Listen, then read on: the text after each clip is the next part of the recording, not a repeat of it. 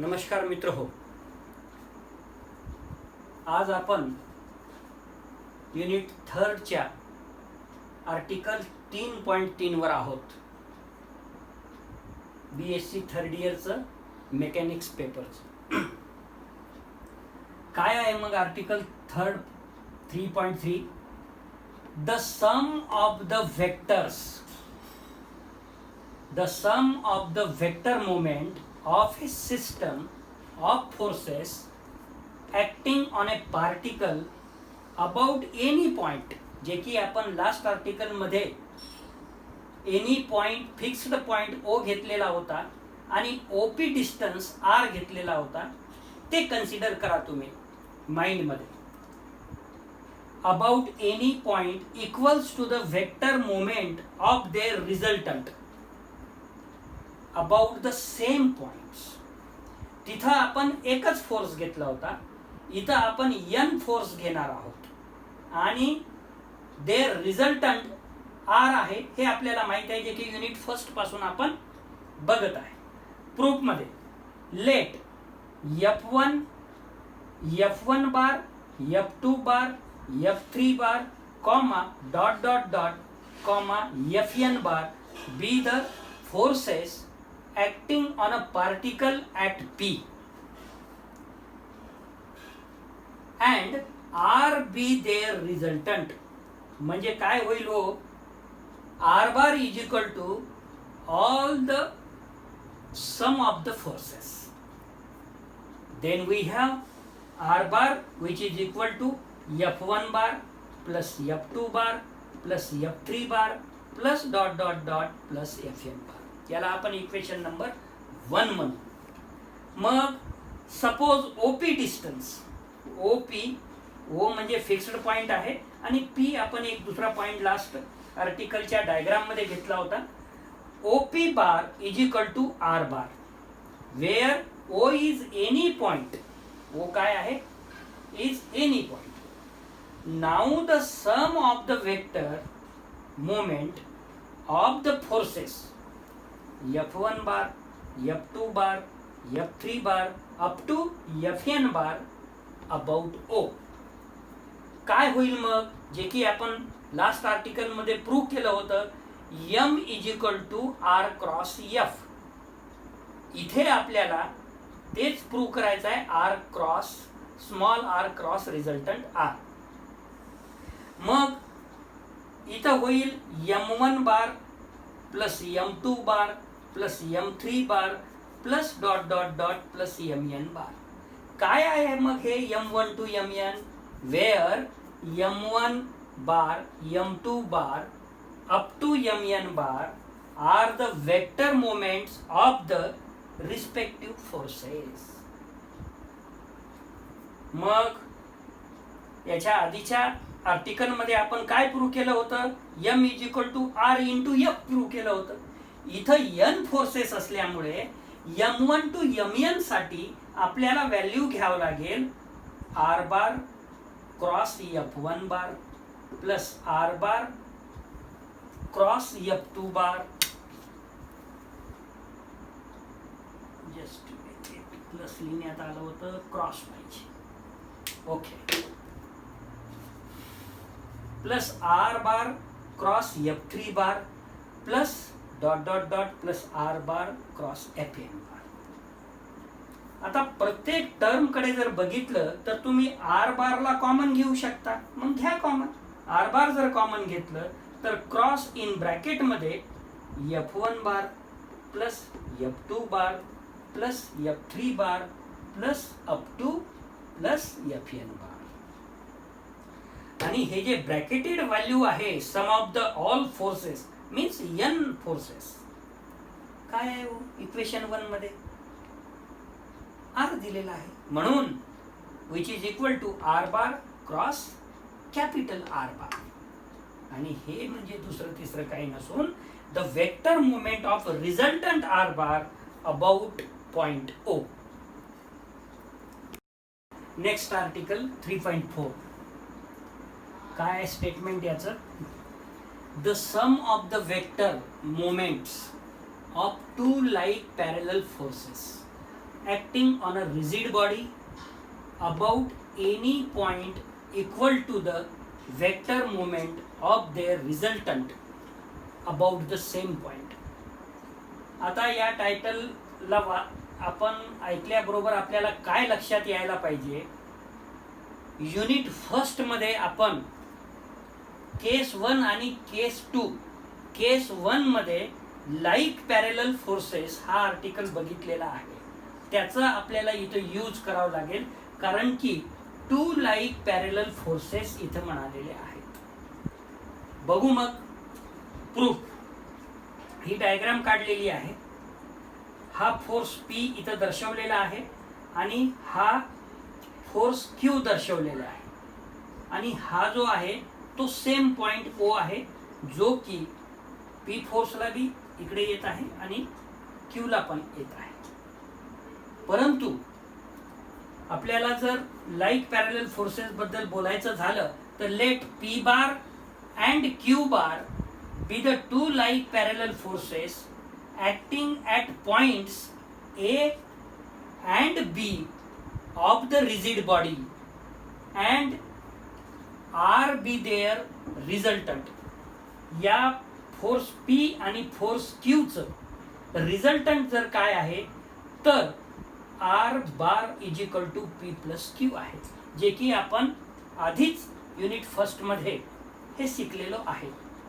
आणि तुम्हाला जे तराजू असते ना, तराजूला जर आपण असं पकडलं, जसं की आता हा O पॉइंटला आपण तराजू पकडलेला आहे, तर एका बाजूला आपण वेट ठेवतो आणि दुसऱ्या बाजूला म्हणजे वजन ठेवतो की किलोभर, अर्धा किलो, आणि दुसऱ्या बाजूला आपल्याला जी वस्तू पाहिजे ते मोजतो. मग ते शेंगदाणा असेल, साखर असेल, जे काय असेल ते.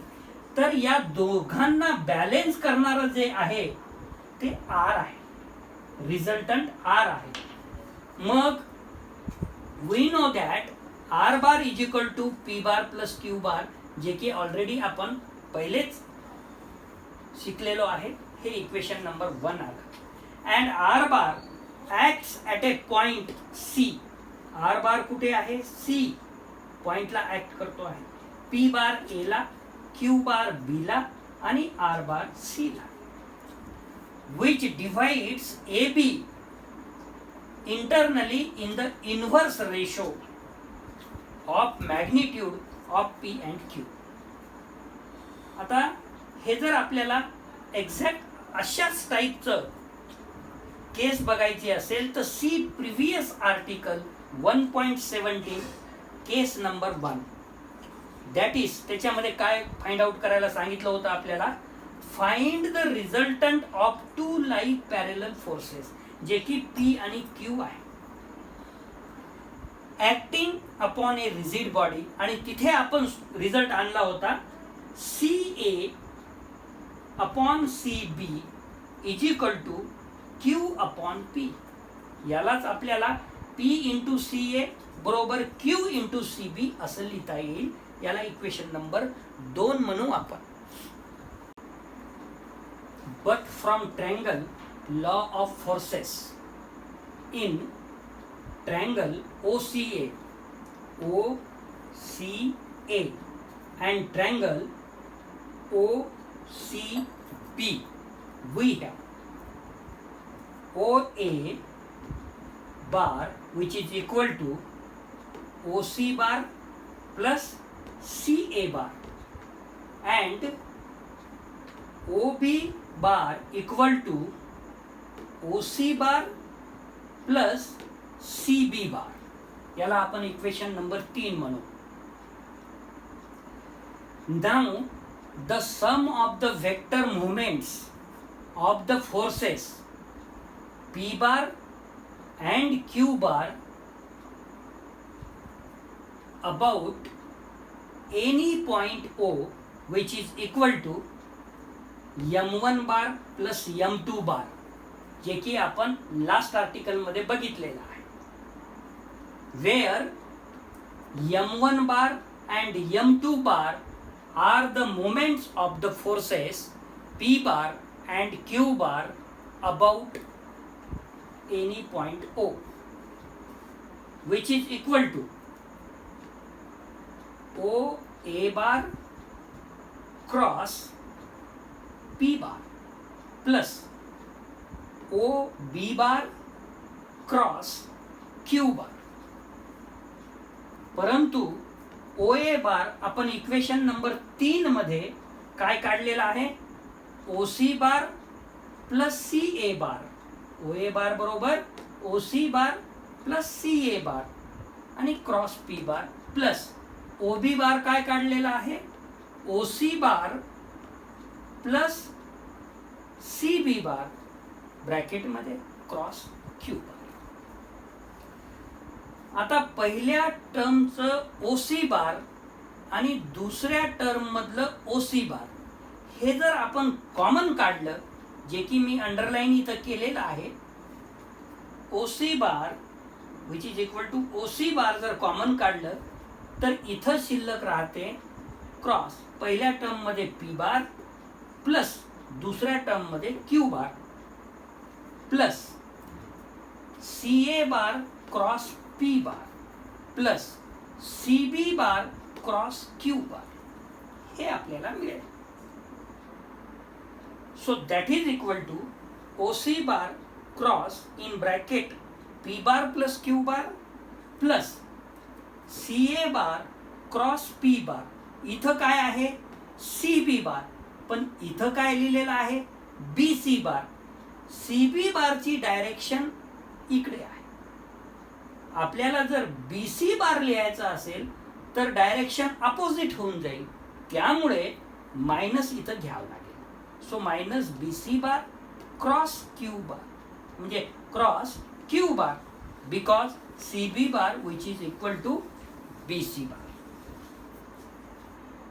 फ्रॉम इक्वेशन 4 म्हणजे हे comma we take C A bar cross P bar, C A bar cross P bar and B C bar cross Q bar, because C A bar cross P bar perpendicular C A bar cross P bar perpendicular हे कशावर आहे? C A bar वर P perpendicular आहे. And B C bar cross Q bar, B C bar cross Q bar perpendicular B C bar वर काय आहे? Q bar. Hence C A bar cross P bar and B C bar cross Q bar are perpendicular to the plane which contains the forces P bar and Q bar. Let us consider angle CA comma P which is equal to suppose alpha, this angle. Then angle BC comma Q is also alpha because P and Q are parallel, since P bar parallel to Q bar. Hence by definition of cross product, mod मध्ये CA bar cross P bar which is equal to mod CA bar into mod P bar into sin alpha, which is equal to P into CA sin alpha, because mod CA bar is equal to CA, mod P bar is equal to P, and mod BC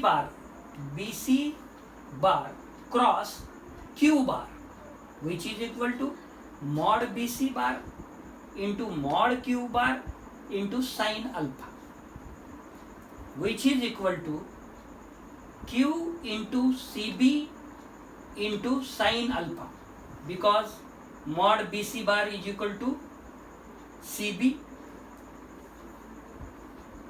mod Q bar is equal to Q, when we compare this and this, which is equal to P into Ca, which is equal to Q into Cb, and sin alpha will be cancelled, and this is nothing but equation number 2, P into Ca बरोबर Q into Cb. Thus, both the vectors Ca bar cross P bar and Bc bar cross Q bar have the same magnitude and direction. Hence, Ca bar cross P bar, which is equal to Bc bar cross Q bar. Hence, Ca bar cross P bar, this या साईडला जर आणलं तर minus होईल. BC bar cross Q bar is equal to C. याला equation number 5 म्हणा.